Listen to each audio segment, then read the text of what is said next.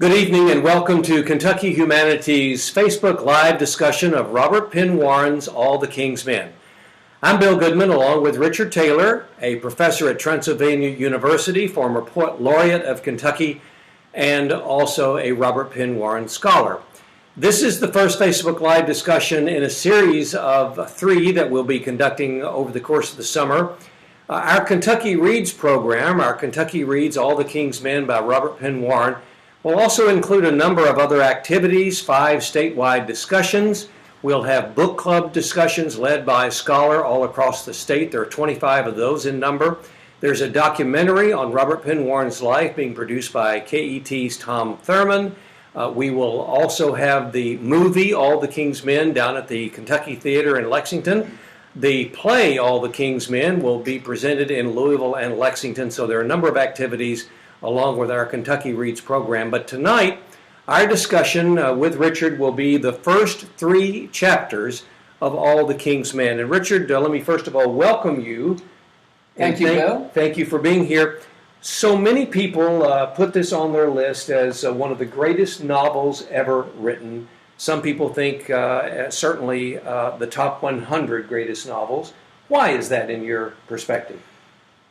I think it's a great novel because it answers a lot of the big questions about human experience, notably the interaction of good and evil, the nature of man, and it's more than a novel about character. It's a novel about ideas and the interplay of ideas. And one of the things that makes it great to me is the interplay between character and idea, that Warren is able to marshal his ideas in such a way that they are naturally manifested through character. So a little perspective on Robert Penn Warren, his background for the novel, what brought him to this particular subject. We know that he was, as I said, born in Guthrie, Kentucky, went to Vanderbilt University, taught at Louisiana State University, so he had those southern roots. What other than his upbringing contributed to these first words that he put on the page? Well, during his first experience with this plot, he was actually working on a play, and he was in Italy in the mid-30s, 1936, I believe, and he picked up the atmosphere, the ambience of the time, the rise of fascism under Mussolini and, of course, Hitler in Germany. And at the same time, Huey Long, back in Louisiana, had been assassinated. I think it would be a misconception, though, to say that, well, this novel is quite simply a fictional treatment of the life of Huey Long. It's much more than that, and Warren admonishes us not to see this as a biography. This is simply part of the ambience that he captures in the novel. We want to welcome everybody who's joining us on this Facebook Live discussion from across the state of Kentucky and beyond. We appreciate you joining us. We have questions from you that we'll be asking Richard, and then, of course, answering those throughout the evening. And we have a number of people from all across Kentucky. Jessica is joining us. Kristen, Charlie is with us. So if you have some friends and family that are interested in hearing more about All the King's Men by Robert Penn Warren, we'll get to those throughout the evening. Richard, before we get into the first chapter, what are the connections, if you will, between the times that Robert Penn Warren wrote about connected to the politics of that day and the politics of today, the populism that we know exists in our government and in our politics of 2018. Right. Well, of course, populism is the key word, and it's as relevant now as it was 70 years ago when this novel was published. And I think you can, as you read it, as I reread it, I began to see parallels between events in the novel and the latest news on the PBS NewsHour. Lots of connections. The rise of an individual to a position of power through promising the people what they want promised, and motivated in many ways, Willie is certainly, by a genuine desire to do good, to make things better for average individuals. And I believe that is a populist effort which is undergirded by very, very sophisticated rhetoric. And Warren captures that in Willie Stark, and I think you can see many parallels between his approach to relationships and politics and the idea of good government and what's going on today. We're going to mention the name of Professor Jonathan Kulick a couple of times this evening, and I'm going to begin with one of the statements that Professor Kulick talks about in a new Reader's Companion that I'll talk more about a little bit later in the broadcast. Jonathan Kulick, who is a professor at Northern Kentucky University, wrote in a book soon to be published by the University Press of Kentucky. In fact, it is published and available, and I'll have some details on that and show you the book in a few minutes. But Jonathan Kulick, Richard, said that Chapter 1 is a masterpiece of technique. Without exaggeration, Jonathan Kulick says, I would say that it is one of the best first chapters ever written for a novel. Why? Gosh, that's a big statement. One, we're introduced to most of the major characters. We're introduced to most of the major themes of the novel. This interplay, as well as the intellectual framework revolving around history.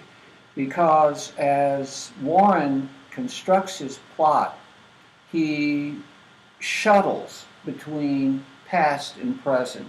And the two major characters in the novel, Willie and Jack Burden, I would argue that Jack, in fact, is the main character in this novel because he undergoes meaningful change by the end of the novel, and we witness his moral growth.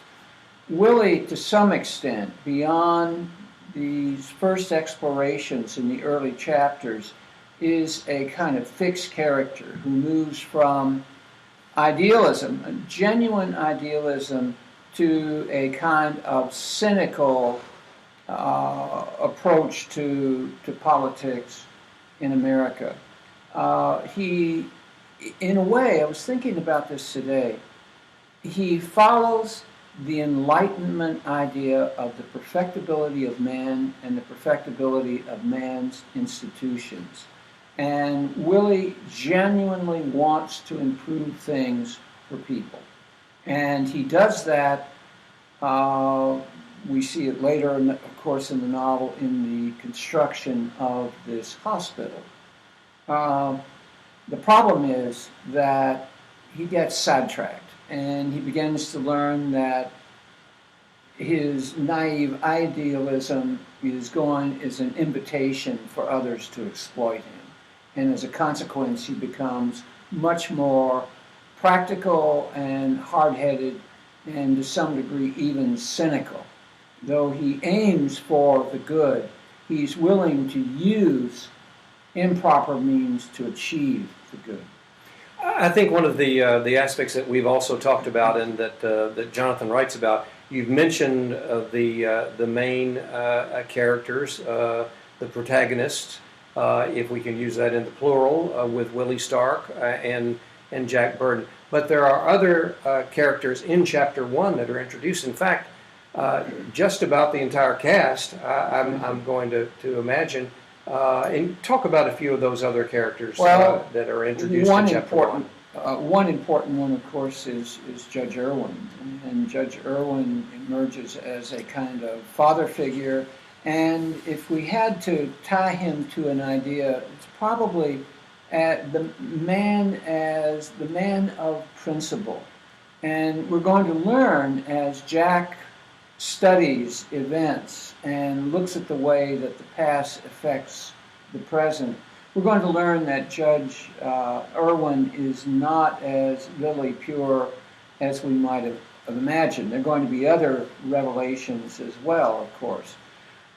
We meet Tiny Duffy, who in some ways is a kind of projection of Willie himself. He is the cynical politician who manipulates people and is motivated not by the common good, but motivated by personal gain and the achievement of power.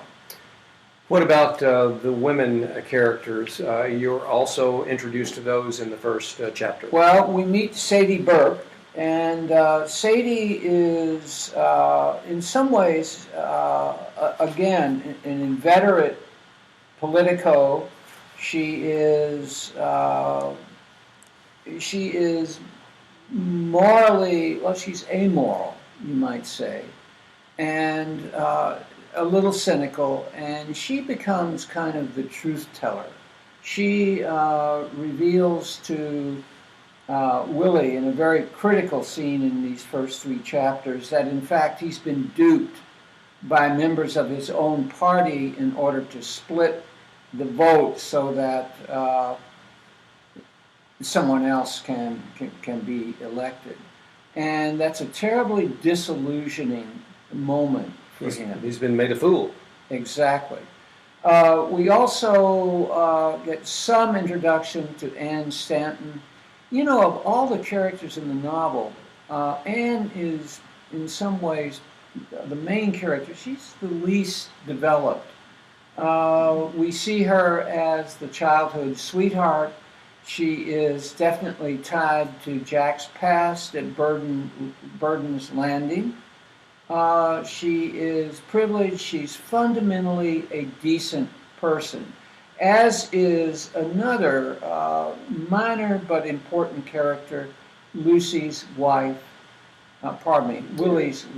Lucy. Lucy means light, and she becomes, to some degree, Willie's conscience in the novel, and she has an unswerving decency that causes her to lose faith in her husband before the final pages of the novel. So that's the lineup of major characters, all introduced in Chapter 1. We're continuing to talk about the first 3 chapters of Robert Penn Warren's All the King's Men tonight. And if you have a question or want to make a comment about your reading of All the King's Men, or some suggestion that Richard might make to you about reading along with us throughout the summer, you have plenty of time to do that, because this is only the first of 3 conversations we're going to have on All the King's Men. And Richard, if you will, we do have a question tonight. We talked a little bit about Judge Irwin, who we found out some surprising revelation later on in the book. But this is a question that was written to us by Maddie, and she asks about this because we also find out later in the novel, but pretty closely to the beginning of the novel, that Jack's mother had a relationship with other men, and throughout her life, besides the father of Jack. And this question, and you can kind of fill in those other men, in what ways does the lack of a stable father figure affect Jack throughout his life? I think that's a really good question. And like we were speaking about why this is a great novel, and one of the reasons is that it can be perceived from so many perspectives.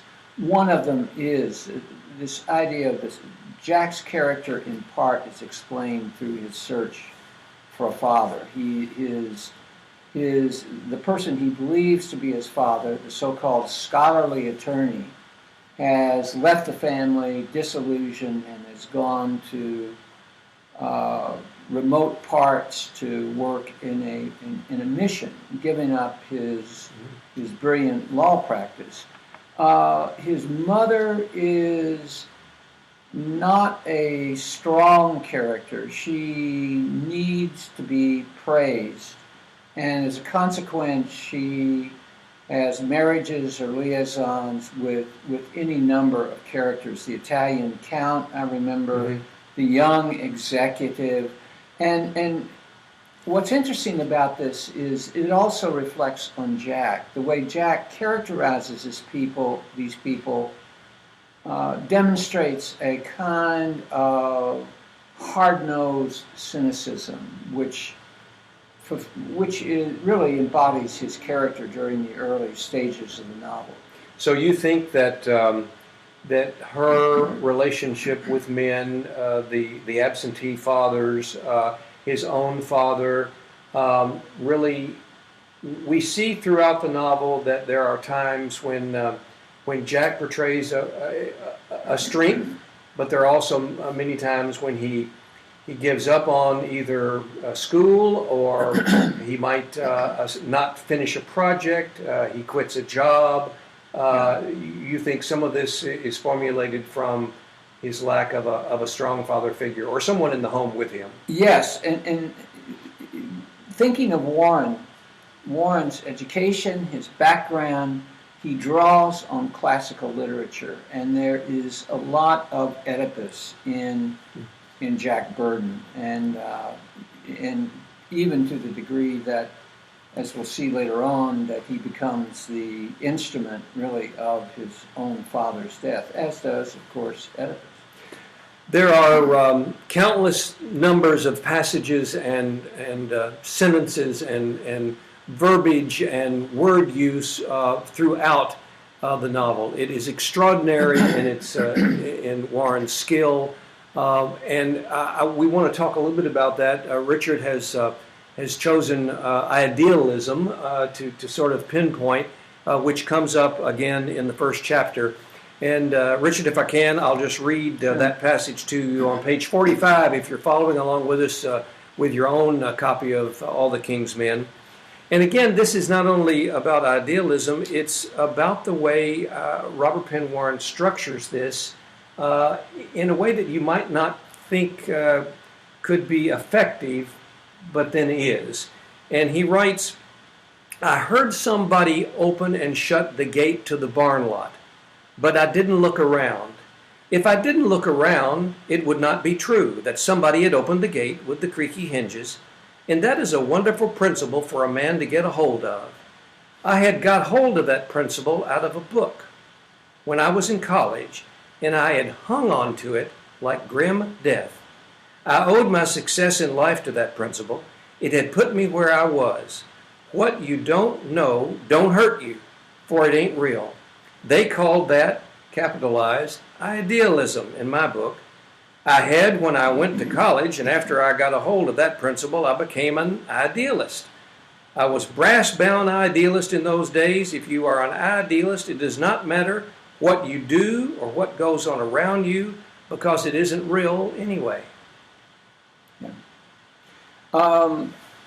That idea of the idealist, maybe to some degree each of us is an idealist in our lifetimes. And I think it was someone like Winston Churchill who said, if you're not a socialist idealist when you are, 20, there's something wrong with your heart. If you're still a socialist idealist when you're 40, there's something wrong with your head. And we see this movement in him, and we're going to see him quickly become the person who lodges his belief system on facts. He becomes a reporter, he's a student of history, and he's going to be forced to look beyond the facts, beyond the immediate, to reality in a very hard way. Richard, this is a question and a comment from Steve. He writes to us and says tonight, "I realize the story is of a time and place, but would you comment on Warren's political correctness and views on race?" Well, I think Warren, growing up in the South, was very familiar with the dual system that existed there.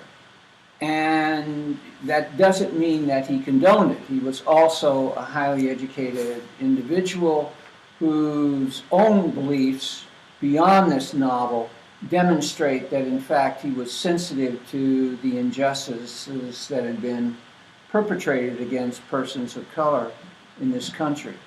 However, in order to create fancy English teacher word, verisimilitude, he has to use the language and the parlance that people would have in the rural South in the 1930s. So I think we can excuse him for that and look for the complexities of the novel as well as events in the novel that indicate his racial sensitivity and ultimately his sympathy for some of the overreaching that had occurred in the past. Steve, let me also add to that in Jonathan Cullick, professor at Northern Kentucky University, who has written All the King's Men, a Reader's Companion, which we'll tell you a little bit more about in just a few minutes. Professor Cullick writes, as we are considering the opening of the novel, we should pause a moment to address an issue that emerges in the very first paragraph, the presence of racist language in Jack Burton's narration and in some of the dialogue elsewhere in the novel. The author's use of such disturbing language does not reflect his own views or the views of serious readers, scholars, and teachers of the work. In his memoir, Portrait of a Father, Robert Penn Warren affectionately recalls a lesson from his father. One of the children, and I may have been that child, Warren says, used at home a word possibly picked up on the school playground. My father very slowly and objectively said, that word will never be used in this house. It never again was. The use of that word in All the King's Men reflects only that the novel is in the genre of contemporary realism. Being true to the reality that he represents in fiction, the writer remains true to the language, however distasteful, of the largely racist Southerners during the period depicted, and indeed all too often in all regions of the country during our own time period as well. And that's the way Richard, that's the way Jonathan responds to that. And back before we go any further, there's a question from Amanda. Richard, does Jack see Willie as a father figure? Another really good question. I think in some ways he does. Else, why would he be so agreeable, both in working for the boss, given the boss's, what becomes very clear very early are the boss's violations of Jack's and his upbringing, the upbringing of his family, the moral code that he would have grown up with. So let's move to Chapter 2. There's quite a bit of drama in Chapter 2. We learn of the first real political conflict that Willie, and you mentioned just a few minutes ago, that he confronts and an incident in the public eye leads to, well, just talk a little bit about the school construction issue that pops up and how that creates an avenue for Willie in his political career. Right. Warren, as we mentioned earlier, plays a lot with time. And in this chapter, we get a sense of Willie's past and the pivotal event in his life that made him enter politics. And that was the construction of a school in his home county. And the low bid for that school did not come to the lowest bidder, and in fact was a political manipulation. And when Willie discovered that, it was another thing that contributed to his disillusionment, his disaffection. It also resulted in poor materials being used. Those poor materials caused the death of some school children, and he used that as a means to make his own political entree, eventually becoming governor of the state. And sets up quite a bit of conflict for later on in the novel with giving him an entree into the political world, which we learn later takes on several twists and turns. At that point, well, let's talk a little bit about, and I don't want to read a long passage of this, but set this up for me as we talk about the speech that Willie makes when he first sort of casts aside his written and prepared marks and goes on the stump to more or less ad lib. Sort of set that scene up for us. Well, Willie is taking a photo op and returning to his home community in order to sort of solidify his support there, and he does it with cameras. He does it by making a speech, all the while denying that he's making the speech.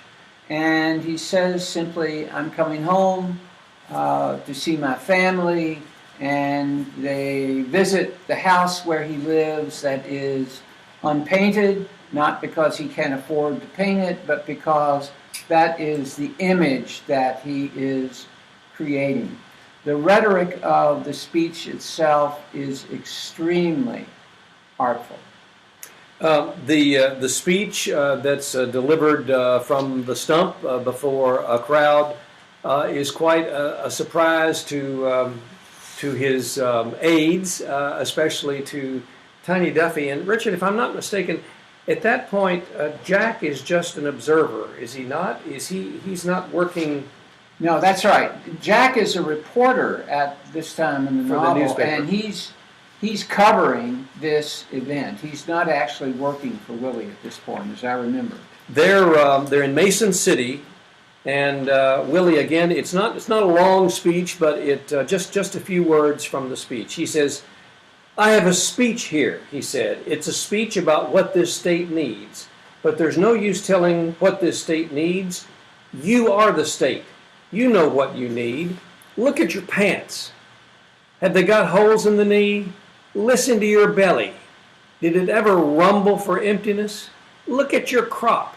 Did it ever rot in the field because the road was so bad you couldn't get it to market? Look at your kids. Are they growing up ignorant as you in dirt because there wasn't any school for them?" Then Willie says, "I'm not going to read you a speech, but I'm going to tell you a story." And then he says this line, "It's about a hick. It's about a redneck, like you all, if you please. Yeah, like you." Remarkable. That given in contrast to the speeches he had made earlier in reflecting high-mindedness and full of ideas, he's learned by this point how to win the hearts, maybe not the minds, but the hearts of the people. And you don't want to test the people too much with ideas. You want to create an empathetic bond if possible, and he's very successful in doing that. And it's really the hidden source of his power as a populist. Scott writes in with a question, Richard, did Willie push for the school construction to impress his school teacher fiancée? You know, I don't recall. She was a school teacher. Right, she was a school teacher, and I think he did, but he did not push for the cheap construction that resulted in the deaths of these students. The school would have been one of those institutions by which both Willie improved himself and the means by which the community could improve itself. And we see a kind of prototypical American story in the rise of Willie from very meager upbringing, very humble circumstances, self-educated in a way, studying law at night in order to practice all of the ideas a Lucy would have taught him in school. Good government, serving democracy, and improving it.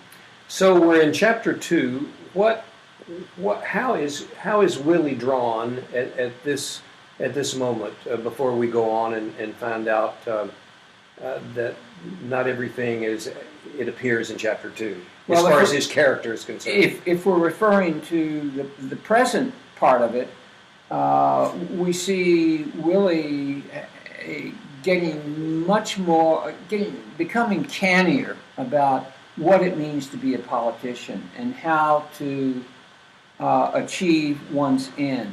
He's given up the idea of human perfectibility. In fact, he takes on a kind of Calvinistic view of things, and that is the idea that man is born and conceived in sin.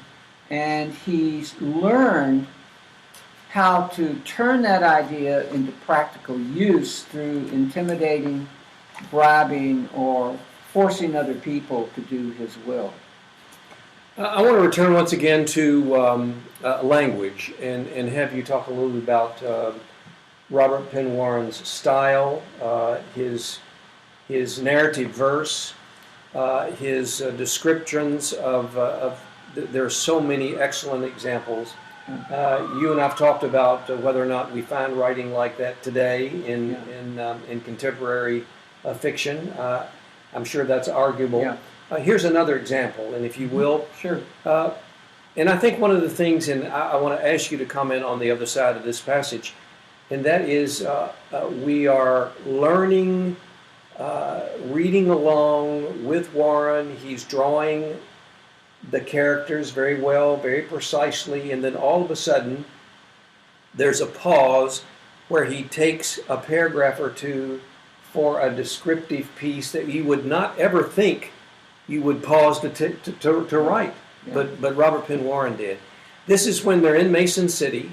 This is Jack Burden speaking, and it's just Jack's observation as he begins to try to relate to some of the townspeople, the men who he finds in Mason City. Jack says, "You come into a strange place, into a town like Mason City, and they don't seem real, but you know they are. You know they went wading in the creek when they were kids, and when they were bigger, they used to go out about sunset and lean on the back fence and look out across the country at the sky and not know what was happening inside them or whether they were happy or sad. And when they got grown up, they slept with their wives and tickled their babies to make them laugh and went to work in the morning and didn't know what they wanted, but had their reasons for doing things and wanted to do good things because they always gave good reasons for the things they did. And then when they got old, they lost their reasons for doing anything and sat on the bench in front of the harness shop and had words for the reasons other people had, but had forgotten what the reasons were. And then they will lie in the bed some morning just before day and look up at the ceiling that they can scarcely see because the lamp is shaded with a pinned-on newspaper, and they don't recognize the faces around the bed anymore because the room is full of smoke or fog, and it makes their eyes burn and it gets in their throat. Oh, they are real all right, and it may be the reason they don't seem real to you is that you aren't very real yourself." I think Warren, in that beautiful passage, demonstrates, one, he knows his people. Here is an extremely sophisticated student of literature who's using his background, his upbringing, to create images. He's a poet, and I think we see him creating pictures in the reader's mind, and he does that with great detail, and that makes that passage especially effective. Dr. Taylor, Chris asks, "I've been reading the restored edition published by Noel Polk. I'd be interested in Dr. Taylor's thoughts on it as compared to the original published version." I have to confess that I haven't read the restored edition. I know that in part he uses some of the characters, Talos, for example, out of Spenser's great poem, to represent a kind of evil and the presence of evil. So it's drawing on myth to make a point. I beg ignorance on that one. I think the novel itself follows the essential plot line, some of the names are a little different. Why would they have been changed? In what other works of literary notoriety have you known that a revised edition would actually change the names from the original? I can't think of one, though a lot of artists are never really finished writing their books. Da Vinci never completed a poem, never completed a painting, he said. Mm-hmm. And I don't have an easy answer for that. Steve asked this question: what contemporary authors would you say came closest to Warren's genius in the use of language? Faulkner. Mm-hmm. Faulkner. Mm-hmm. Maybe Toni Morrison, who was, interestingly enough, a student of Faulkner. She wrote her dissertation on William Faulkner. But Faulkner, any writer in the, from the 30s on in American literature, especially from the South, was writing in the shadow of William Faulkner. And it was all consuming. So he would have been very, very mindful of Faulkner. And in some ways, he mimes Faulkner. There are passages in this book in which the language becomes lyrical and abstract, and he plays with meaning. It's a little mystifying, some of it, but Faulkner had that tendency as well.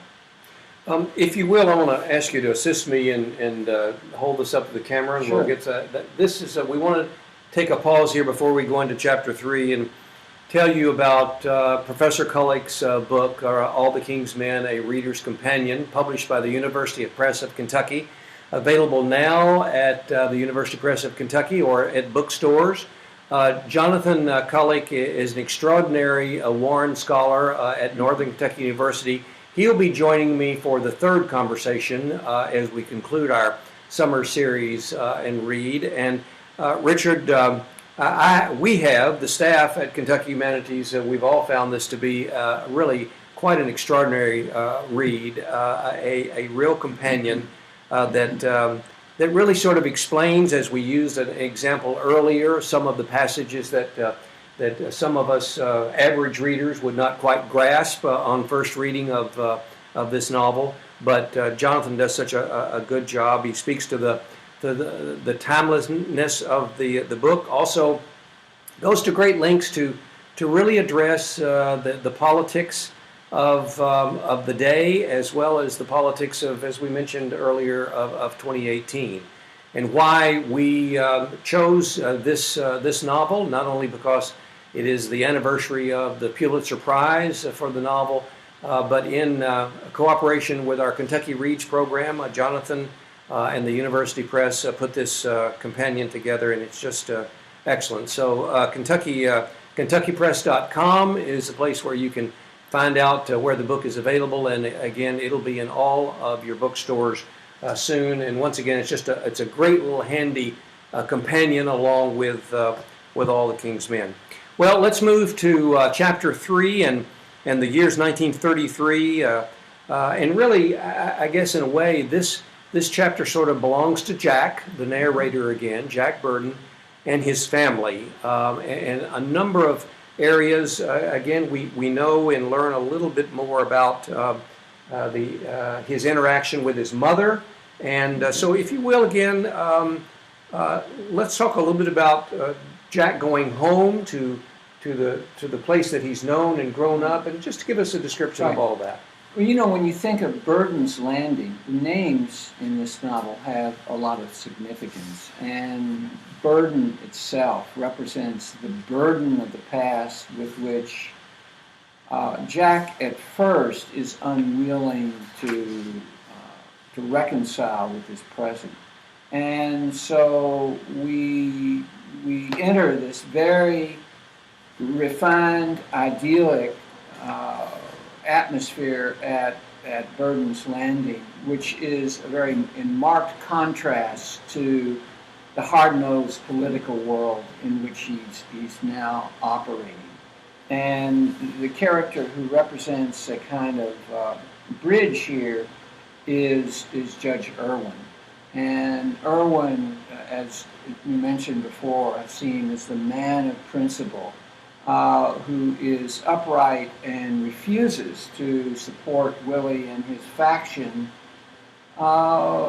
because he questions Willie's methods as a politician. This is the person who does not want his hands dirty. And as we learned from the earlier chapter, Willie has ordered Jack to dig up some dirt on the judge. And that's going to feed into this theme of Jack and history. It's through his experience in uncovering the judge's past that he's going to reassess his notions about history.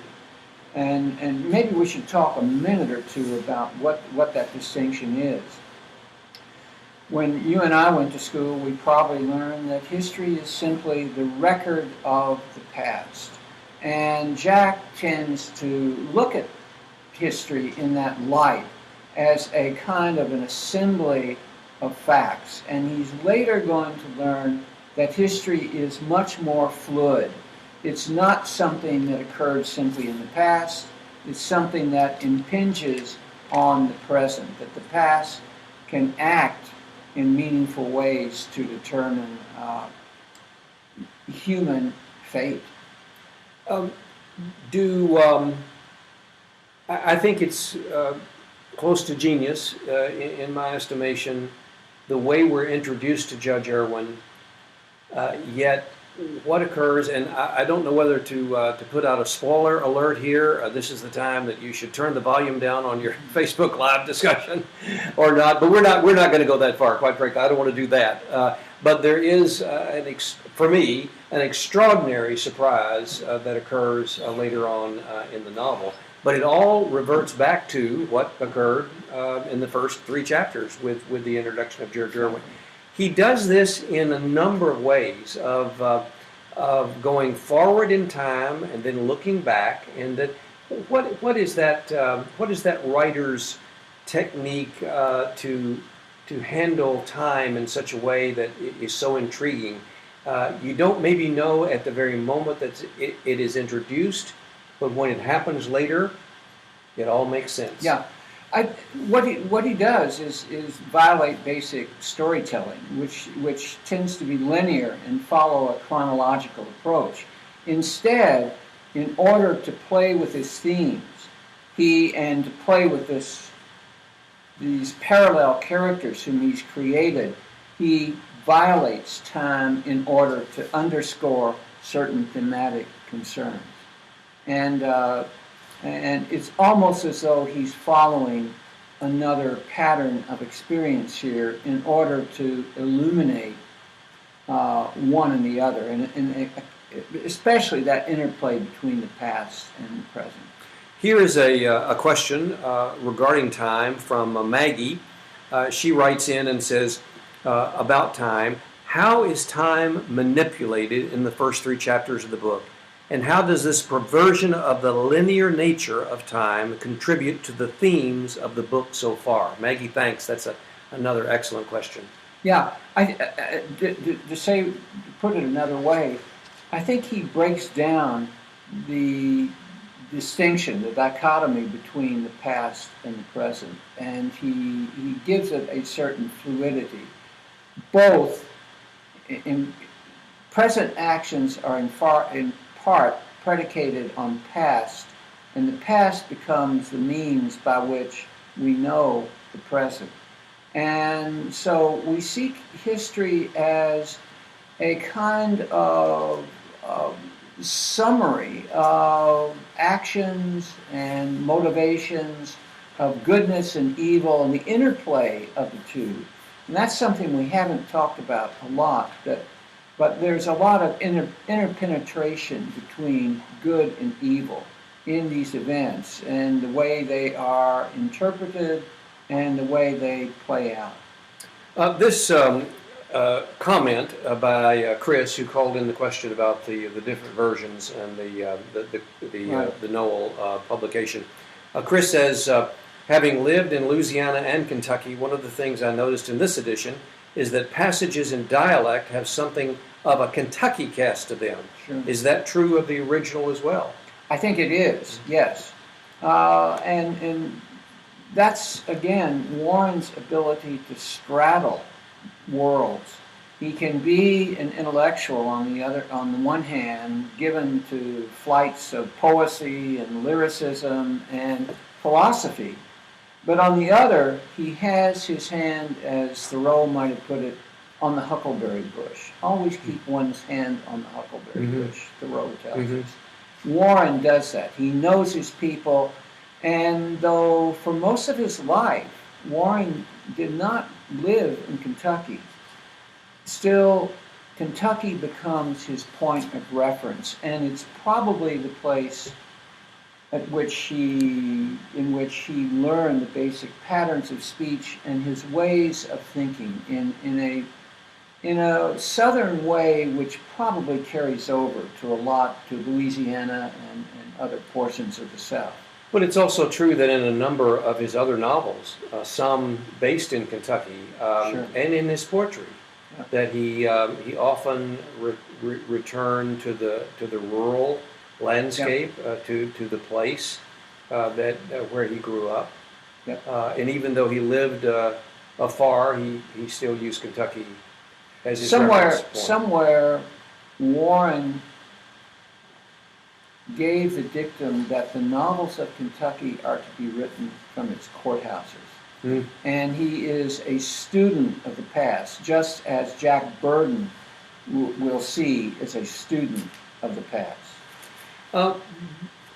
In Chapter 3, we get the first indication of a real fondness that Jack has for Anne. Anne Stanton and Adam, the brother and sister characters. Adam plays an important role later in the novel, but I think it's the way that Robert Penn Warren writes of the relationship, which at first, and it flows throughout the entire novel. And I think one of those things that, let me just read this small passage, because I think this, for one of the first early times in the novel, sets up what's going on. It says, and this again is Jack speaking, "The image I got in my head that day was the image of her face lying in the water, very smooth, with the eyes closed, under the dark greenish purple sky, with the white gull passing over. This is not to say that I fell in love with Anne that day. She was a kid then. That came later.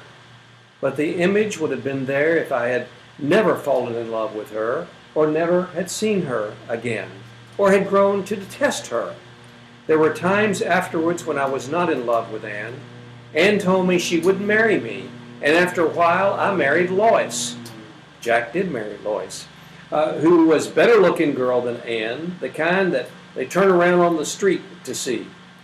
But and at that time, I was in love with Lois. But the image was there all the time, growing brighter as the veils were withdrawn and making the promise of greater brightness.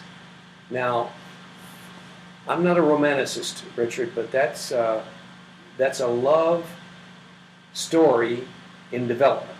Exactly. The use of images again, in the ineradicable image that forms his attraction to Anne. He's very adroit at handling images. A couple more things in Chapter 3, and again a comment from Scott. So much of the story comes to us through Jack's perspective. Is he a trustworthy narrator? I think he's honest with himself, although he's over-analytical. He constantly analyzes his past actions, his past belief systems, and he's genuinely in pursuit of the truth, which, after all, is what history aims at achieving. Some notion of the way things are. And so Jack is such an interesting character because he evolves. He evolves from idealism at the very beginning, through a period of cynicism as a reporter, and we're going to see later on as a full-fledged human being, responsible, sensitive, and caring. That takes a while, though, doesn't it? It does. It takes 300 or 400 pages. But we finally get there, don't we? But they're good. They're good 300 or 400 pages, though. They are. We get in chapter 3 the first hint of graft and corruption in this episode with Byram White, who is the state auditor. It's a little bit of politics that Warren throws in. And I don't know if you want to set that up very briefly, and you can.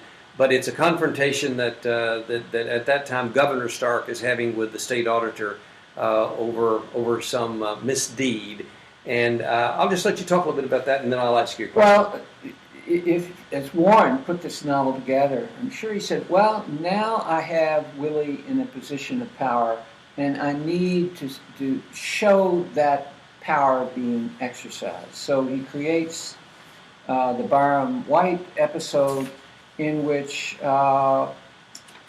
impeachment proceedings are instituted against him, and Willie exercises his political power through intimidation and whatever other means he uses in order to quash the impeachment. And thus we have an example. The details of the episode aren't so important. The results and Willie's ability to manipulate others is what's central here. You said that this is maybe a place where Warren, in his, if you can see him at his writing table or somewhere where he went to be alone to think through this, decided at that moment that maybe this novel needs a little bit of conflict. But at the same time, I question, since it's such sort of an oddity, it just sort of stands out from, unless he's using that as a vehicle to establish that Willie for the first time is dealing with a little bit of corruption, and and the way he handles it with this one person who's misled him in his administration. Is that I just don't know why something like that would all of a sudden be dropped in. One of the reasons, and I don't pretend to have them all, is the effect it has on Lucy, and she is the sort of keeper of the faith. She is this protector of fundamental human decency, and it becomes very clear to her that Willie has changed, and she loses some respect for him. I think she still loves him. But in a way, Willie has compromised himself, and we get a sense of Willie's character through the characters that radiate around him. And Lucy is a key one. Lucy is very clear, sees him as having compromised his idealism and his values, his ethics. In fact, I don't think we're giving away too much at all to say that it becomes apparent that Lucy's relationship with Willie, his relationship with her, becomes quite unyielding, unsteady, and in fact she decides to move back to the country, and they separate. So again, the question of the three strong women in the novel, Lucy Stark, Anne Stanton, and Sadie Burke, all at one time are romantically involved with Robert Penn Warren. How do you think he looks at the relationship of those women with Willie as compared to what his interactions with the strong men, with Jack and Tiny and others that he, talk about compare and contrast the male-female intersection. Lucy in some ways serves as Willie's conscience, fundamental sense of what is right and what is wrong. Anne Stanton is a kind of individual. She's freestanding and free to make her own judgments. we sense all along that she loves Jack, but she cannot get Jack to acknowledge his love for her. The other character, who else are we talking about? Sadie Burke. Sadie is Really a complicated character, Yeah. and becomes more so as we learn more and more about her, and then again at the very end of the novel. Yeah, Sadie is having an affair with an on and off affair with the governor, with Willie, and it's interesting that when she's described, Warren describes her face as pockmarked. Mm-hmm. And it's as though he's saying, here is a person who is intelligent and loving, and yet she is morally tainted. And we see her as a character to be sympathetic about, but not really to admire, as we might admire Anne Stanton, and at a higher level, Lucy herself, who is truly a loving person. Amanda writes in and says a comment on that. I would say Jack's mother is a strong woman as well. I think you could say that. She certainly knows how to play the game, and yet I think she lacks depth. She is superficial, and I think that's one of the things that repels Jack. That he sees her simply as in a way, as a kind of predator. Always a person who is self-deluding, in that she appeals to men because of her attractiveness, and yet she grows older, and so she's in a kind of losing battle. We may have time for one more comment or question, Richard, and then I want you to sort of give us a wrap-up. Amanda, again, says, why is Sadie immoral? Sadie is breaking the mold for women at that time. Mm-hmm. She's not like Tammy Wynette standing by her man. She succeeded in a man's world. She lives according to her own terms, and yet she has this love of Willie, which is never really fulfilled. Mm-hmm. I admire Sadie in lots of ways, especially as the novel develops. Richard, the first three chapters, and again, I would hope that people would begin to read along with us, reread All the King's Men. Just some closing comments. Again, I had one more passage, but I'm going to save it for another time on again, language and his writing and the skill that it's sometimes you read a passage and put it aside and just think about those words for a few minutes. Your final comments. I was going to say, there's a general statement about what it means to be a Southern writer.